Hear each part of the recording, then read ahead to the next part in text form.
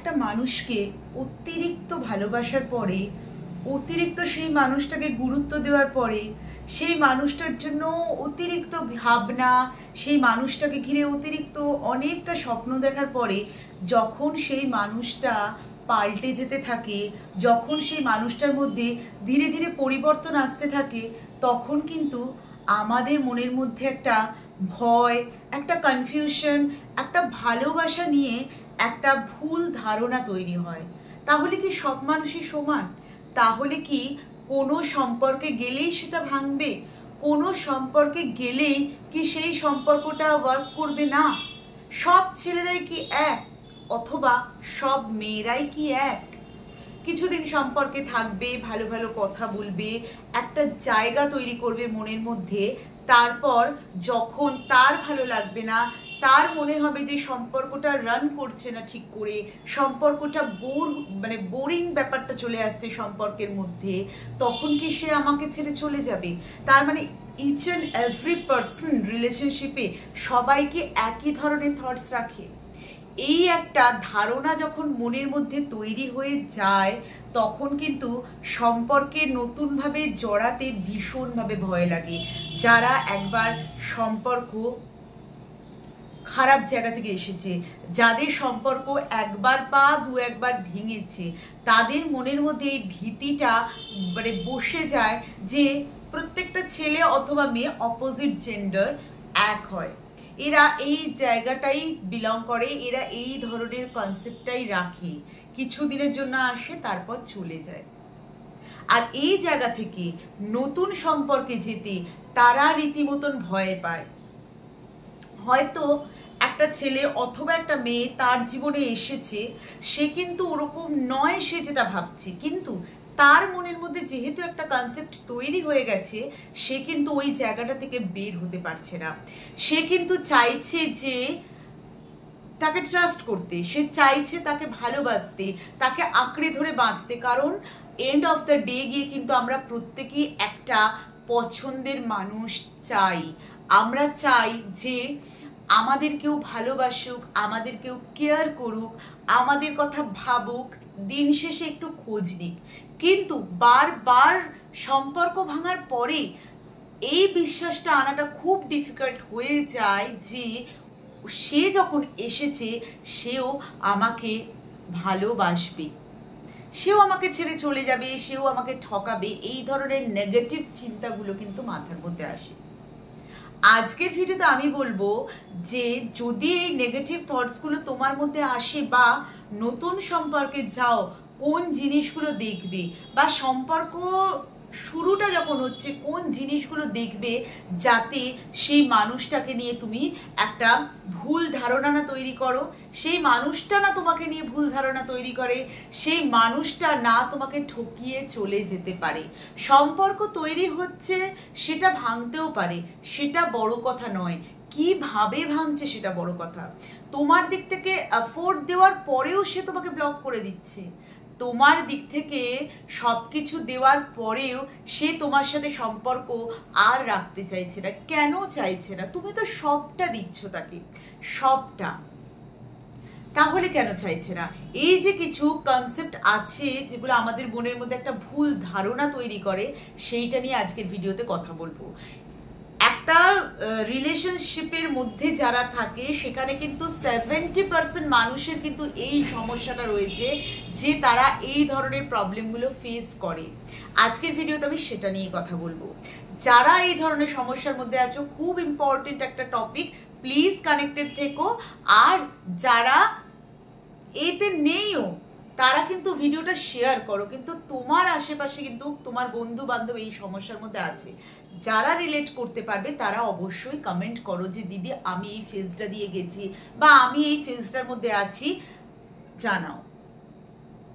যখন তুমি একটা সম্পর্কের মধ্যে রয়েছো বা একটা সম্পর্ক ভেঙে যাওয়ার পরে তোমার লাইফে একটা মানুষ এসেছে যাকে তুমি চাইছো ভরসা করতে, যাকে তুমি বিশ্বাস করতে চাইছো, কিন্তু ওই যে তোমার একটা ব্যাড এক্সপিরিয়েন্স আছে, ব্যাড পাস্ট আছে, যার জন্য তুমি চাইলেও পারছো না।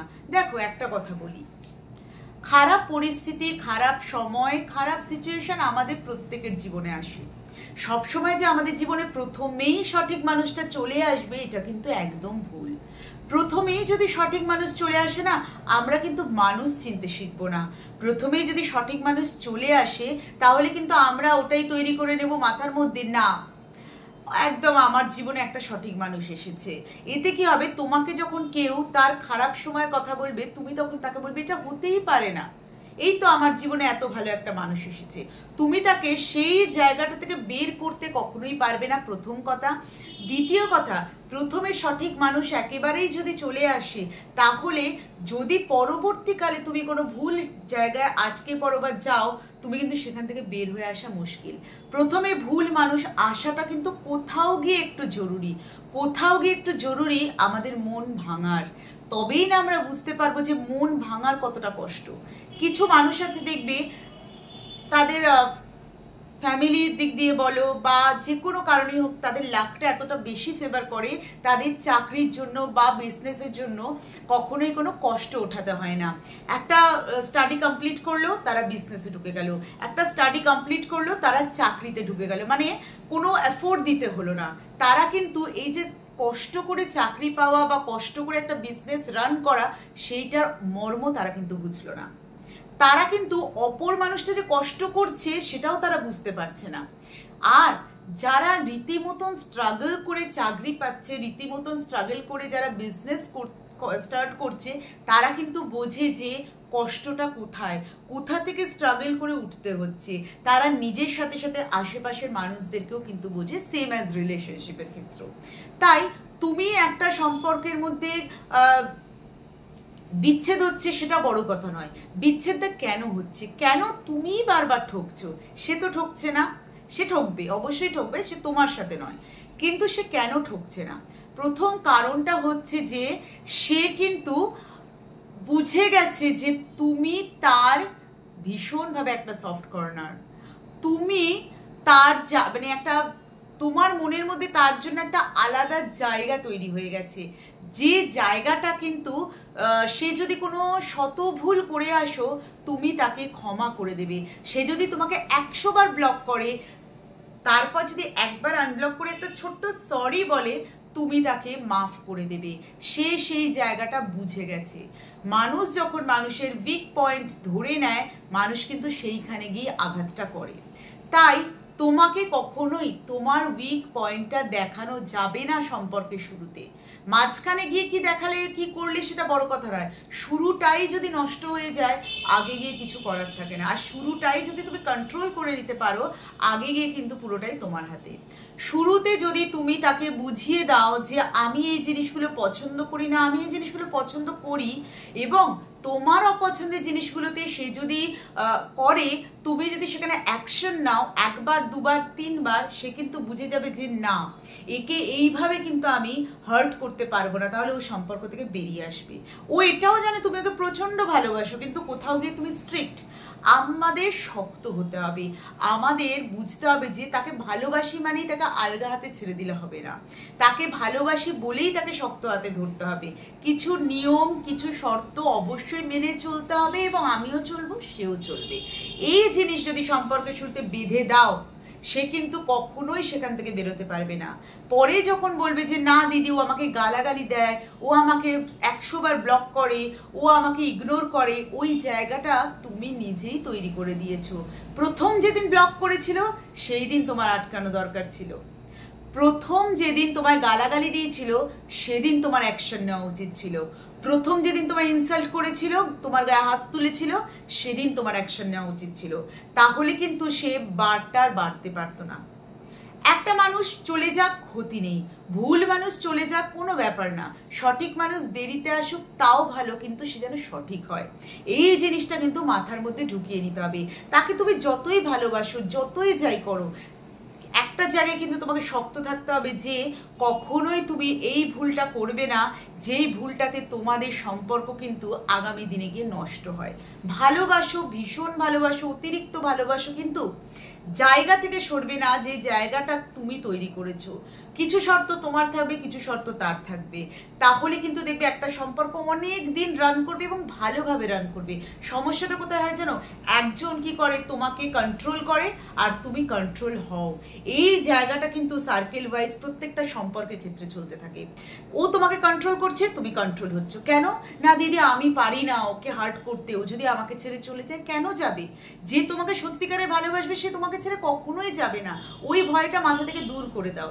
যদি তার যাওয়ার হয়, তুমি তার পায়ে পড়ে থাকো, তুমি তাকে যা খুশি করে দাও, সে কিন্তু তোমাকে ছেড়ে এন্ড অফ দ্য ডে চলেই যাবে। তাই এই ধারণাটা বার করে সম্পর্কটাকে শক্ত হাতে ধরো, তাহলে দেখবে জীবনে ভুল মানুষের আসার চান্স কমে যাবে। ভুল মানুষ চলে যাওয়ার পরে যখন একটা মানুষ আসবে, ওই সম্পর্কে যে ভুলগুলো তুমি করেছো সেইগুলোকে তুমি মনে রেখে এই সম্পর্কে সেগুলোকে রেকটিফাই করে করে এগিয়ে যাও। কখনোই সম্পর্ক খারাপ হবে না। একজন বিশ্বাস ভেঙেছে বলে যে আর একজনও বিশ্বাস ভাঙবে, এটা কখনোই কিন্তু হতে পারে না। তাই জিনিসটাকে বোঝো, জিনিসটাকে ভাবো, সেই মতন ওয়ার্ক করো, সম্পর্ক কিন্তু ভীষণ ভালো হবে এবং ভীষণ সুন্দরভাবে রান করবে। আজকের ভিডিও কেমন লাগলো অবশ্যই জানিও। সাবস্ক্রাইব না করে ভিডিও দেখতে থাকলে অবশ্যই চ্যানেলটাকে সাবস্ক্রাইব করো, প্লিজ শেয়ার করো, লাইক করো, কমেন্ট করো, আর পাশে থেকো। ভালো থেকো, সুস্থ থেকো, পজিটিভ থেকো।